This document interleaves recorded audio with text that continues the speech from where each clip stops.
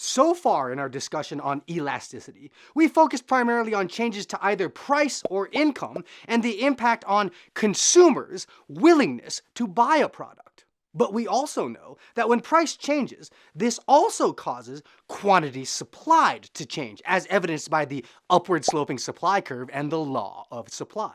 We know that if price goes up, this gives producers incentive to produce more of a product, and if price goes down, we expect quantity supplied to decrease. But by how much does quantity supplied change when price increases or decreases? This idea is determined by price elasticity of supply. I'm Mr. Racine. Welcome to today's episode of Economics videos that don't suck. Look at this thing.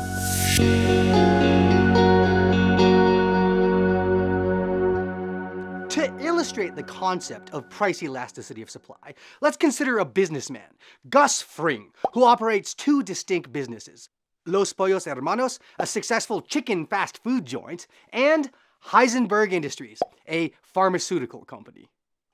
Let's say that if Gus can sell his meals for $8 a meal, he'd be willing to produce and sell 100 fast food chicken meals in a day. He actually has enough space in his kitchen and the required equipment to produce more meals, but in order to do so, he'd need to hire some more workers, and it's just not worth it for him to hire more workers when he can sell meals at a price of only $8, so he's happy to produce only 100 meals. Now let's say that Gus finds, for some reason, he can sell his meals at a higher price, say $10. At this higher price, it's now worth it for Gus to hire a few more workers, and in one day, they now spit out 150 meals in a day. The price of chicken meals have gone up, and the quantity that Gus is producing and selling have gone up, right? That's just the law of supply. But we can dig deeper into how much more willing is Gus to produce and sell chicken meals when the price goes up, using the concept of price elasticity of supply.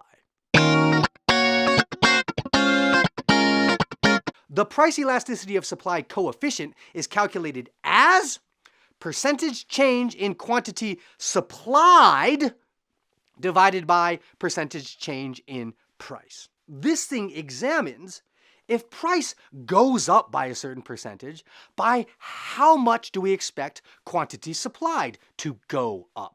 In the case of chicken meals, a price increase of $8 to $10 would represent a 25% increase in price, and that resulted in quantity supplied increasing from 100 meals to 150 meals, which would be calculated as a 50% increase in quantity supplied. The price elasticity of supply coefficient then would be calculated as 50%, the increase in quantity supplied, divided by 25%, the increase in price, which equals 2.0.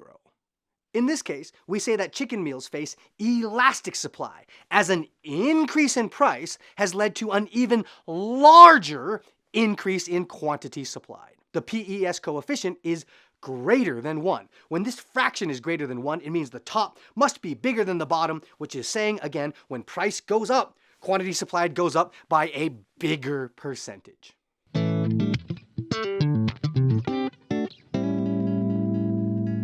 Okay. If price falls by 20% and PES is still calculated to be 2.0, what would we expect to happen to the total quantity supplied in this market? Push pause, do some quick algebra, and then come back and see if you've calculated it correctly. No, really do it. Okay, so we can use this formula for price elasticity of supply and simply plug in the numbers that are given to us. There's a 20% decrease in price. We put that value in the percentage change in price as negative 20%. And we know that PES is calculated as 2.0, so we put that in for the coefficient. And now, using some simple kung fu algebra, we find that percentage change in quantity supplied is negative 40%. A 20% decrease in price is expected to lead to a 40% decrease in quantity supplied if PES is equal to 2.0. Notice that price elasticity of supply is always going to be positive because of the law of supply. If price increases, quantity supplied increases. A positive percentage change divided by a positive percentage change is a positive number. If price decreases, quantity supplied decreases. That's the law of supply. A decrease in price is a negative percentage change in price. A decrease in quantity supplied is a negative percentage change in quantity supplied. A negative divided by a negative is a positive. PES is always going to be positive. Okay, do all goods face elastic supply, where an increase in price leads to an even bigger increase in quantity supplied? Probably not. Let's examine Gus's other business, Heisenberg Industries.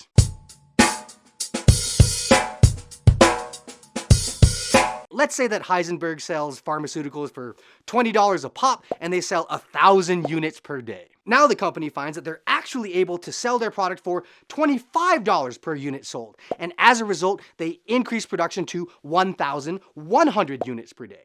The price elasticity of supply for Heisenberg's pharmaceuticals would be calculated as 10%, the increase in quantity supplied, divided by 25%, the increase in price, which caused them to produce more, which equals 0.4. 0.4 is less than 1, and we say price elasticity of supply is inelastic. An increase in price has led to an increase in quantity supplied, but that increase in quantity supplied is now relatively smaller than the increase in price. And that's why when PES is less than 1, we can say that supply is inelastic. An increase in price leads to a relatively smaller increase in quantity supplied. Supply is relatively insensitive to changes in price. Okay, so when PES is less than 1, price elasticity of supply is inelastic. Increases in price lead to relatively smaller increases in quantity supplied, and decreases in price lead to relatively smaller decreases in quantity supplied. When PES is bigger than 1, we say that supply is elastic. An increase in price leads to an even larger, relatively speaking, increase in quantity supplied, and decreases in price lead to larger decreases in quantity supplied. Supply is relatively sensitive to changes in price.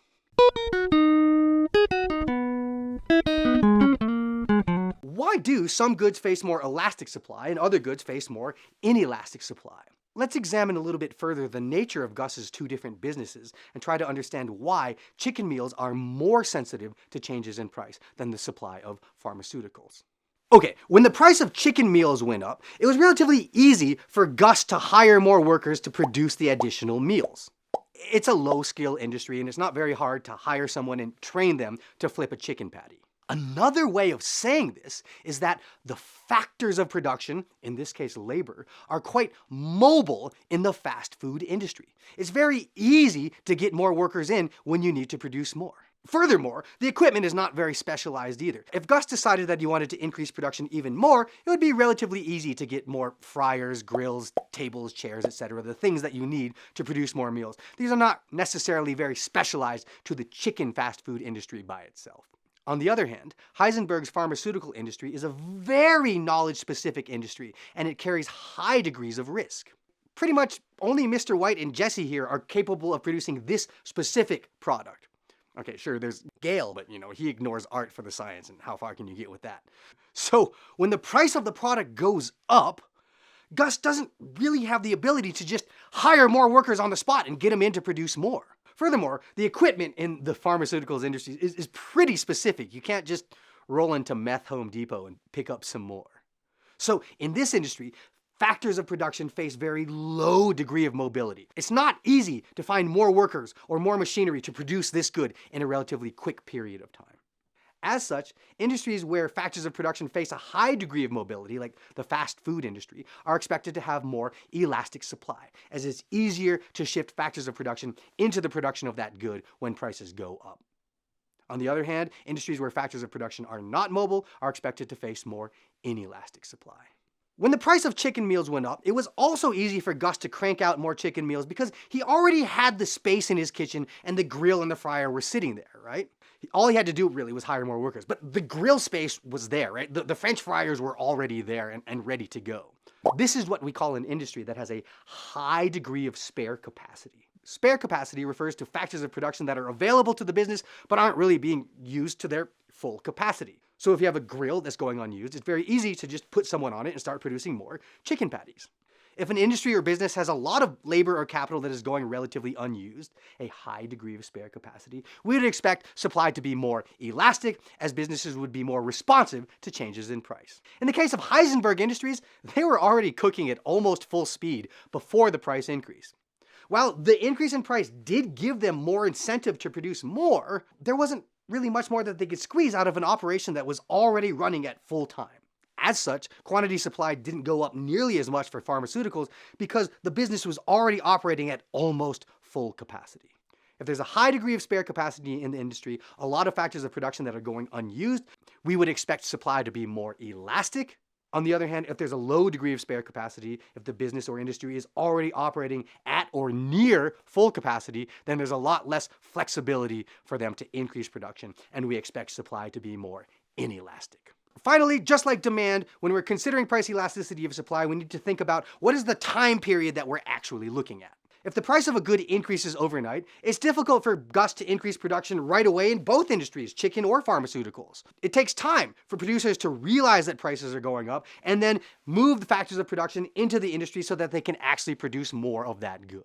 As such, we would expect quantity supply to increase by a relatively smaller percentage in the period just after prices have increased. But the longer that prices stay high, the more incentive businesses have to increase production and the more ability they have to shift factors of production into their industries where they can actually produce more and increase supply. As a result, supply is more elastic in the longer the time period that you consider.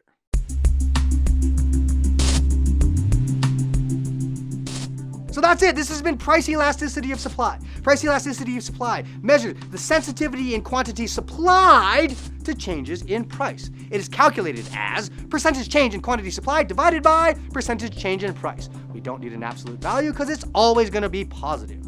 If PES is greater than 1, this is what is called elastic supply. An increase in price leads to a larger increase in quantity supplied. A decrease in price leads to a larger decrease in quantity supplied. If PES is less than 1, we say that supply is relatively inelastic. An increase in price leads to a relatively smaller increase in quantity supplied, and a decrease in price leads to a relatively smaller decrease in quantity supplied. Supply can be more elastic in an industry where factors of production are relatively mobile. If it's easy to shift factors of production into and out of this industry, it's easy to increase production, so supply is more sensitive to changes in price. If industries are operating with a high degree of spare capacity, meaning a lot of unused factors of production are laying around, it's also easy to increase output, and as a result, we would expect supply to be more elastic. And finally, supply is more elastic the longer the time period that one considers as producers gain the understanding of increasing prices and their ability to increase output by employing a greater quantity of inputs. Okay, so this has been price elasticity of supply. This wraps up our unit on elasticity. It's a super important one, so make sure you really understand it. Our next unit is going to be focusing on what happens when the government starts messing around with free markets. We call it government intervention. See you there.